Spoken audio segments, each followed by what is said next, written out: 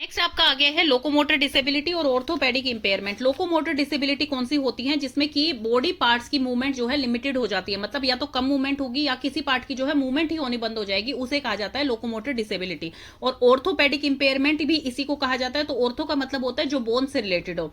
तो किस कारण से होती है ये लोकोमोटर डिसेबिलिटी? जब बोन में कोई इंजरी हो जाए, बोन्स की कोई डिजीज हो जाए, बोन्स की कोई डिसफिगरमेंट हो जाए, तो उनके कारण जो है बंदा असमर्थ हो जाता है अपना कोई भी पार्ट हिलाने में। पैर है, हाथ है, फिंगर्स है, कोई भी पार्ट ऐसा जो बोन से रिलेटेड है, जॉइंट से रिलेटेड है, वो पार्ट हिलाने में जब वो असमर्थ हो जाए तो उसे कहा जाता है लोकोमोटर डिसेबिलिटी।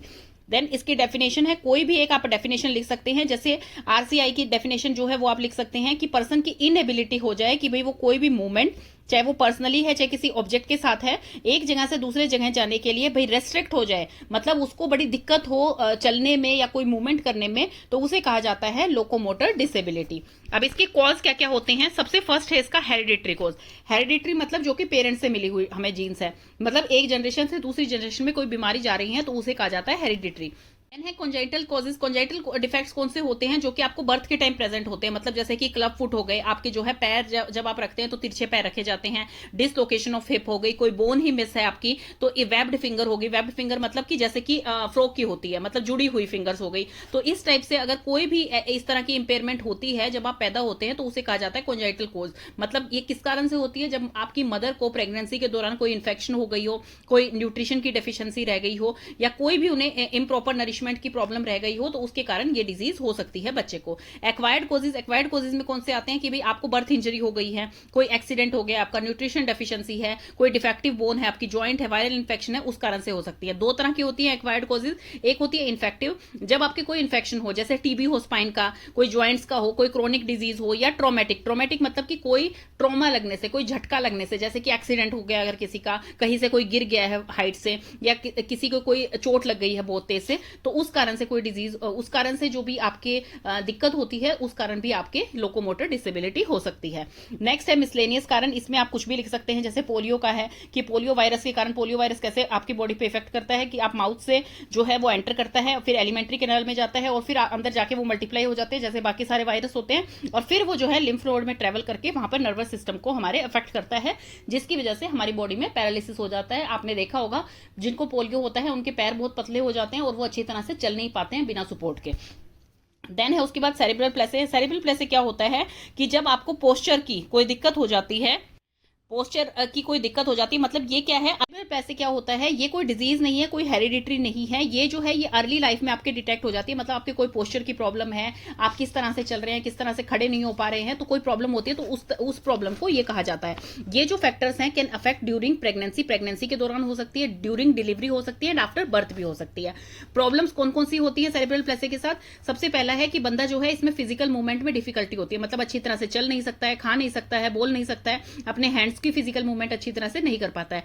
सीटिंग प्रॉब्लम हो सकती है, बंदा किसी की बिना हेल्प के बैठ नहीं सकता है, वो उसको असिस्टेंस चाहिए। अगर उसको कोई असिस्टेंट नहीं मिलती है तो जैसे ग्राउंड में है वो तो रोल रोल करता रहेगा, वो नीचे गिरता रहेगा, रोल रोल करता रहेगा, वहां पे ना तो खड़ा हो पाएगा ना बैठ पाएगा। नेक्स्ट है इसमें कि इनेबिलिटी टू कंट्रोल मूवमेंट, कि हम मूवमेंट कंट्रोल नहीं कर सकता है पर्सन अपनी। लैक ऑफ कोऑर्डिनेशन, मतलब कोऑर्डिनेशन के लिए उसको दिक्कत आती है कि भाई फेशियल एक्सप्रेशन उसके ऐसे बन जाते हैं जो वो खुद चाहता नहीं है, लेकिन उसके फेशियल एक्सप्रेशन जो है उसके काबू में नहीं रहते और अपने आप से जो है कंट्रोल के से बाहर हो जाते हैं। डिफिकल्टीज में स्पीच डिफिकल्टीज मतलब बोलने में दिक्कत आती है। इंटेलेक्चुअल इंपेयरमेंट मतलब इंटेलेक्चुअल उसकी थिंकिंग जो होती है वो इंपेयर हो जाती है, तो इसके कारण ये होता है।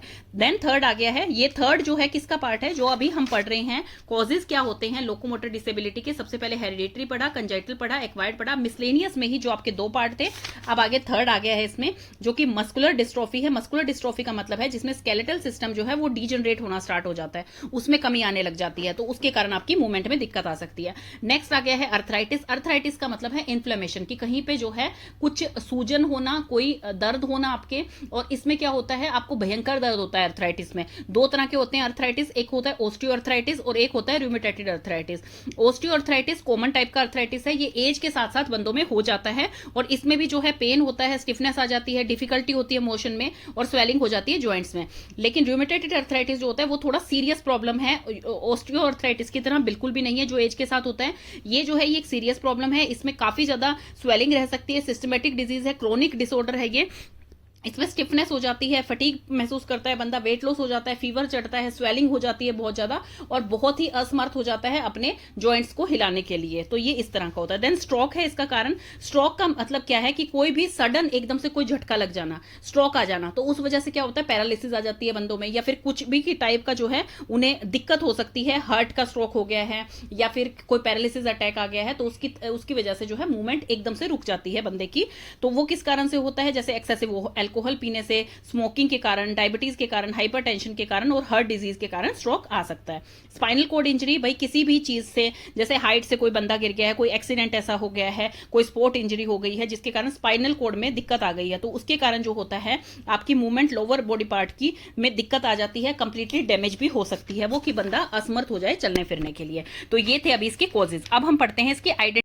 देन अभी हमने कॉजेज पढ़ लिया, अब हम देखेंगे आइडेंटिफिकेशन कैसे हो सकती है लोकोमोटर डिसेबिलिटी की। देखिए, लोकोमोटर डिसेबिलिटी को कैसे पहचाना जा सकता है, जब किसी पर्सन का कंट्रोल ही ना हो अपने कोऑर्डिनेशन पे, मतलब वो क्या कोऑर्डिनेट करना चाह रहा है, कोई एक्सरसाइज कर रहा है, उसे प्रॉपर तरीके से नहीं हो रही है, वो पैर रख कहीं रहा है और रखा कहीं और जा रहा है, तो उससे हम पता कर सकते हैं कि उसको लोकोमोटर डिसेबिलिटी हो सकती है। वॉक ऑकवर्डली, मतलब कि बंदा जो है वो सीधा चलना चाह रहा है या सीधा पैर रख रहा है, लेकिन उसका पैर रखा टेढ़ा जा रहा है, या फिर उसको चलने में दिक्कत आ रही है, या फिर वो टोज उठा के चलता है, मतलब जैसे नॉर्मल पर्सन चलते हैं वैसे ना चल के वो किसी और तरीके से चल रहा है, जो दूसरों को देखने में ऑकवर्ड लग सकता है, लेकिन उससे जो है वो ठीक नहीं हो पा रहा है, तो उसको ये दिक्कत हो सकती है। कि भाई कोई पेन हो, जब वो फिजिकल एक्सरसाइज कर रहा है, योगा कर रहा है, तो उसको पर्टिकुलरली पेन हो रहा है कि भाई मैं ये मूवमेंट नहीं कर पा रहा हूं, तो वो भी एक साइन होता है। डिफिकल्टी इन सिटिंग में, बैठने में, खड़े होने में या वॉक करने में उसको कोई दिक्कत हो, पिकिंग में, होल्डिंग में, पुटिंग में, कि कोई चीज उसे उठानी है, मान लीजिए पेन गिर गया है, इसको उठाना है, कहीं पे रखना है, और भाई आपको दोबारा से जैसे इसे होल्ड करना है अपने हाथ में, तो ये चीजें वो नहीं कर पा रहा है अपनी इच्छा से। फॉल्स फ्रिक्वेंटली, बहुत जल्दी जल्दी गिर जाता है, खड़ा होते ही गिर जाता है। Moves in A shaky fashion, की भाई हिल हिल के चल रहा है, बहुत ज्यादा कांपते हुए चल रहा है। फ्रीक्वेंट पेन इन जॉइंट, बहुत जल्दी जल्दी जॉइंट पेन हो रहा है, कि भाई आज जॉइंट पेन हुआ, शाम को फिर थोड़ा सा वॉक करके आए तो जॉइंट पेन हो गया, ये भी एक दिक्कत हो सकती है। डिफॉर्मिटी इन फिंगर्स, फिंगर्स जो है वो टेढ़ी मेढ़ी हैं। हैंड्स, लेग्स में कोई डिसफॉर्मिटी है, कि भाई अच्छी तरह से जैसे नॉर्मल पर्सन के होते हैं सीधे, वैसे नहीं है। ऐसे ही जर्किंग मूवमेंट इन वॉकिंग, की भाई चलते हुए जो है झटके मार मार के चल रहा है, रुक रुक के झटके मार मार के चल रहा है वो पर्सन, तो ये जो है ये सब साइन हो सकते हैं आइडेंटिफाई करने के कि भाई उस पर्सन को लोकोमोटर डिसेबिलिटी है। देन है प्रिवेंशन। अब प्रिवेंट किस तरह से कर सकते हैं, तो प्रिवेंशन में इसके 3 लेवल हैं। सबसे पहला है जो कि आप जिसमें रिड्यूस कर सकते हैं कि भाई आपको ये इंपेयरमेंट हो ही ना, तो ये कैसे कर सकते हैं। सबसे पहले है काउंसलिंग करके, दूसरा है प्रॉपर इम्यूनाइजेशन करवा के, बच्चों को प्रॉपर इम्यूनाइजेशन का जो चार्ट मिलता है उस हिसाब से उनको इम्यूनाइजेशन मतलब वैक्सीन लगवाएं। कोई भी माल न्यूट्रिशन या विटामिन डेफिशिएंसी प्रेगनेंसी के दौरान मदर को भी ना होने दे, और जब बच्चा पैदा हो तो 8 साल तक उसको भी कोई डेफिशिएंसी ना होने दे। प्रिवेंशन ऑफ एक्सीडेंट, अपने एक्सीडेंट से होने से बचें, जैसे कि घर में भी सेफ्टी रूल्स रखें अपने, ऐसे ही बाहर जाते हैं, जैसे आप बाइक पे या स्कूटी वगैरह पे जाते हैं तो हेलमेट पहन के चले, मतलब अपनी सेफ्टी रखें प्रॉपर हर जगह पे। तो इस तरह से जो है फर्स्ट लेवल, मतलब आप रिड्यूस कर सकते हैं कि वो डिजीज आपको होने से पहले ही आप उसको ठीक कर सकते हैं। सेकंड है कि second level prevention. Second level में क्या होता है, जब डिसेबिलिटी आपको हो गई है, आइडेंटिफाई हो गई है कि आपको कोई लोकोमोटर डिसेबिलिटी है, लेकिन आपको उसको प्रिवेंट करना है कि वो लॉन्ग टर्म में आपके ऊपर कोई असर ना डाले, तो आपको उसको प्रिवेंट करना है। तो आप क्या करेंगे, कोई भी कंडीशन जो आइडेंटिफाई होती है उसको प्रॉपर डायग्नोज करें और उसकी जो है अच्छी तरह से मेडिसिन लें, जैसे पोलियो है, टीबी है, लेप्रोसी है, तो ये कोई भी डिजीज हो सकती है। फर्स्ट स्टेज ही होती है आपकी, जैसे ही आपको पता लगा कि आप में कोई इंपेयरमेंट है, तो उसके लिए प्रॉपर केयर लेने लग जाएं आप, जैसे कि आपको किसी फिजियोथेरेपी की जरूरत है, किसी नर्सिंग केयर की जरूरत है, तो आप प्रॉपर तरीके से वो जैसे आपको बताएं इंस्ट्रक्शन, वैसे आप फॉलो करें उसको। Proper care of impairment in chronic stage, मतलब एक्यूट स्टेज में भी और क्रोनिक स्टेज में भी, ताकि आप आगे उसके फंक्शनल लिमिटेशंस जो है उनको अवॉइड कर सकें। तो आप स्टेप वाइज जो है डॉक्टर से सलाह लें, नर्सिंग स्टाफ से सलाह लें, फिजियोथेरेपिस्ट से सलाह लें, जो आपकी हेल्प कर सकता है उसमें। तो diagnostic and treatment facility should be uniformly available at the level of health care. तो इस लेवल पे जो है आप उसको डायग्नोज हो गया है आपका और आप उसका प्रॉपर ट्रीटमेंट ले रहे हैं। इसमें थर्ड लेवल में क्या है, अब इसको प्रिकॉशन मेजर लेने चाहिए, क्योंकि ये डिजीज हो चुकी है, डेवलप हो चुकी है, आपको पता लग गई है। अब इसकी डिसेबिलिटी को प्रिवेंट करने के लिए आपको अलग अलग मेजर लेने चाहिए, चाहे मेडिकल है, साइको सोशल है, एजुकेशनल है, वोकेशनल है, हर तरह के लेने चाहिए, ताकि आप सोसाइटी में नॉर्मल कंडीशंस में दोबारा से चल सकें, रह सकें। तो ये सब चीजें आपको करनी चाहिए। गवर्नमेंट की तरफ से भी स्टेप उठाए जा रहे हैं, जैसे इम्यूनाइजेशन करवाई जाए, और हर तरह की लेप्रोसी है, टीबी है, एड्स है, कैंसर है, चाइल्ड सर्वाइवल एंड सेफ्टी है, तो इन सब के ऊपर काउंसलिंग करी जाए, अलग अलग प्रोग्राम चलाए जाएं, ताकि लोग अवेयर हों इसके बारे में। नेक्स्ट आपका आ गया है contribution of public towards prevention of locomotor disability. तो इसमें क्या है कि लेमैन और पब्लिक के लिए क्या चीज इंपॉर्टेंट है कि वो लोकोमोटर डिसेबिलिटी से बच सकें। सबसे पहला तो है गुड हाइजीन, पर्सनल हाइजीन जो है मेंटेन रखनी चाहिए पर्सन को। इम्यूनाइजेशन होनी चाहिए हर डिजीज के अगेंस्ट जो कि आपकी कम्युनिकेबल डिजीज है या जो आपको ऐसे इफेक्ट्स दे सकती हैं। इवन हर कोई डिजीज जो भी आपके इम्यूनाइजेशन कार्ड में होती है, प्रॉपर इम्यूनाइजेशन होनी चाहिए उसके लिए। स्मोकिंग, अल्कोहल और कोई भी ऐसी बैड हैबिट जो है उनको अवॉइड करें। इवन प्रेगनेंसी में मदर को भी ये हैबिट्स नहीं अपनानी चाहिए और दूसरों को भी ये हैबिट्स नहीं अपनानी चाहिए, क्योंकि आगे जाके इन चीजों से हार्ट डिजीज हो सकती है, हाइपरटेंशन हो सकती है और उससे आपको लोकोमोटर जैसे डिजीज भी हो सकती हैं। देन है विटामिन डेफिशिएंसी डिजीज जो है वो उसकी प्रिवेंशन होनी चाहिए कि सबको जो है जैसे कि आपको कोई ऐसी डिजीज है विटामिन डी की कमी से हो रही है तो आप सनलाइट में बैठिए। कोई ऐसी डिजीज है प्रॉपर जो कोई विटामिन की गोली आपको चाहिए तो आपको जो है सरकारी अस्पताल में ये चीजें फ्री में दी जाती हैं। तो इस चीज के लिए अवेयर किया जाए पब्लिक को और उनको इस चीज से बचाया जा सके, क्योंकि हमें देखने को मिलता है माल न्यूट्रिशन के कारण बच्चे जो है बहुत ज्यादा इफेक्ट होते हैं, तो वो चीजें अवॉइड करनी चाहिए। देन अवॉइड ड्रग्स, अल्कोहल और कोई भी रेडिएशन जैसे एक्सरे वाले में होते हैं, प्रेग्नेंट लेडी को वहां अलाउड नहीं होता है, तो ये सब चीजें प्रेगनेंसी में नहीं लेनी चाहिए। इनफैक्ट वैसे भी नहीं लेनी चाहिए नॉर्मल भी।